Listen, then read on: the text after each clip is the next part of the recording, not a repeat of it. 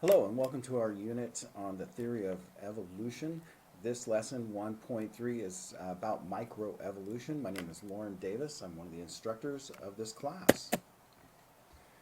So as we start talking about evolution, we can talk about it in two major categories. One is called microevolution and the other one is called macroevolution. And microevolution just means that this is evolution that can occur over a relatively short amount of time.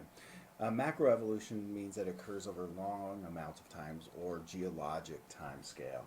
So you'll get familiar with the term or the theorem called the Hardy-Weinberg Theorem of evolution. And that means that it basically states that if there are no new mutations in a population, no migration into or out of the population, it's a fairly large population and mating is fairly random, so there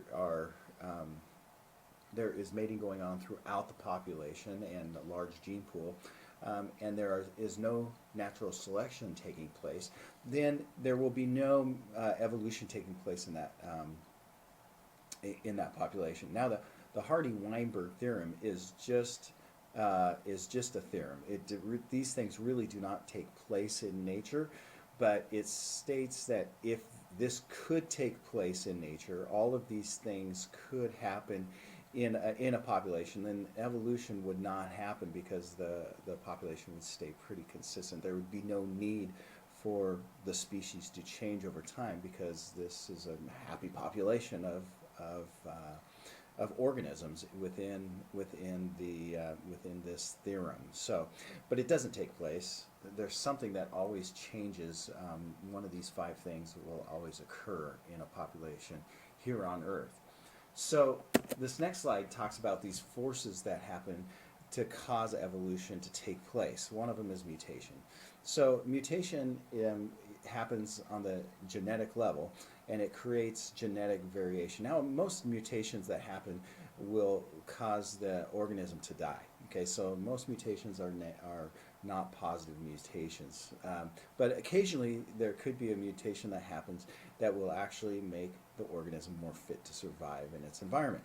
In that case, then the mutation will be handed down to into further generations, and it would cause a change in the population, and over time probably change in the species as well.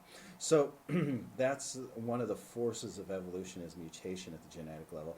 The gene flow, individuals move into and out of a population. So anytime you have a new individual come from in the same species but comes from a different area, maybe it's migration or something else that happens with the organism. Anytime it comes in and mates with the same species, it's bringing its genetic material in with it, and that genetic material then is handed down to offsprings and has a chance to create differences within a population of the same species. So gene flow into and out of a population will create evolution over long periods of time. Another is genetic drift.